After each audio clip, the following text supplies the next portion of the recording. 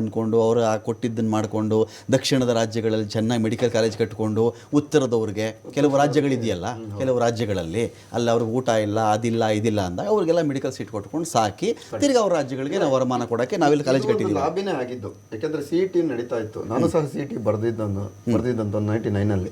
ಆವಾಗೆಲ್ಲ CET ಚೆನ್ನಾಗೇ ಆಗ್ತಾ ಇತ್ತು. ಯಾವುದೂ ಸಹ ಪ್ರಶ್ನೆ ಪತ್ರಿಕೆ ಸೋರಿಕೆ ಇರಲಿಲ್ಲ. ಅಲ್ಲಿ ರೂಮಲ್ಲಿ ಯಾರು ಕಾಪಿ ಕೊಡೋದಕ್ಕೆ ಯಾರು ಇರಲಿಲ್ಲ. ತುಂಬಾ ಸ್ಟ್ರಿಕ್ಟ್ ಆಗಿ ಮಾಡ್ತಾ ಇದ್ರು. ಆ ನಿಟ್ಟಿನಲ್ಲಿ ಸರ್ಕಾರಗಳು ಅಂದ್ರೆ ರಾಜ್ಯ ಸರ್ಕಾರಗಳು ಒಳ್ಳೆ ಯಶಸ್ವಿ ಆಗಿದ್ವು. ಆ ಯಶಸ್ವಿ ಆಗಿದ್ದಂತಹ ರಾಜ್ಯದ ಪರೀಕ್ಷೆಗಳನ್ನ ಇವರು ಹತೋಟಿಗೆ ತಗೊಂಡ್ ಬಂದ್ರಲ್ಲ, ಅಲ್ಲಿ ಇವರು ಎಲ್ಲೋ ಎಡವಿದ್ದಾರೆ. ಇವ್ರು ಏನೋ ಮಾಡಕ್ ಹೋಗಿ ಏನೋ ಆಗಿದೆ ಅನ್ಸುತ್ತೆ. ಅಂದ್ರೆ ನೀವ್ ಹೇಳಿದಾಗ ಕರೆಕ್ಟ್, ಉತ್ತರ ಭಾರತದವ್ರನ್ನ ಅಕಾಮಿಡೇಟ್ ಮಾಡೋದಕ್ಕೆ ಎಲ್ಲ ರಾಜಕೀಯ ಇದಿರುತ್ತೆ. ಬೆಂಗಳೂರಲ್ಲಿ ಸೀಟ್ ಬೇಕು, ಹೈದರಾಬಾದಲ್ಲಿ ಸೀಟ್ ಬೇಕು, ಚೆನ್ನೈಯಲ್ಲಿ ಸೀಟ್ ಬೇಕು, ನಾವ್ ಹೇಳಿದ್ರೆ ಕೊಡಲ್ಲ, ಅಲ್ಲಿಗೆ ಹೋಗ್ಬೇಕಾಗುತ್ತೆ. ನೀವು ನೇರವಾಗಿ ಕೊಡ್ಬೋದಲ್ಲ, ಇವ್ರು ಅದನ್ನ ನೇರವಾಗಿ ಕೊಡ್ಬೋದು. ಇದೊಂದು ದೊಡ್ಡ ಲಾಭ ಇದೆ. ಇದೊಂದು ಸೀಟ್ ಬ್ಲಾಕಿಂಗು ಇದೆ ಇದ್ರಲ್ಲಿ. ಏನಂದ್ರೆ ಇಲ್ಲೂ ಬ್ಲಾಕ್ ಮಾಡ್ಕೊಂಡಿರ್ತಾನೆ, ಇನ್ನೊಂದ್ ಕಡೆನೂ ಬ್ಲಾಕ್, ಉತ್ತರ ಭಾರತದಲ್ಲೂ ಬ್ಲಾಕ್ ಮಾಡ್ಕೊಂತಾನೆ, ಹೈದರಾಬಾದಲ್ಲೂ ಬ್ಲಾಕ್ ಮಾಡ್ಕೊಂಡಿರ್ತಾನೆ. ಅವ್ನಿಗೆ ಯಾವ್ದು ಅದನ್ನು ಅದರಲ್ಲೂ ಸೇಲ್ಸ್ ಇದೆ. ಈ ಬ್ಲಾಕಿಂಗ್ ಮಾಡಿ ಸೇಲ್ ಮಾಡ್ತಾರೆ ಈ ಸೀಟ್ಗಳನ್ನ. ಇದನ್ನೆಲ್ಲ ಹಾಕಿದ್ದೆ ಯಾಕೆ ಅಂದ್ರೆ ಇದು ನೀಟ್ ಆಗಿರೋದ್ರಿಂದ.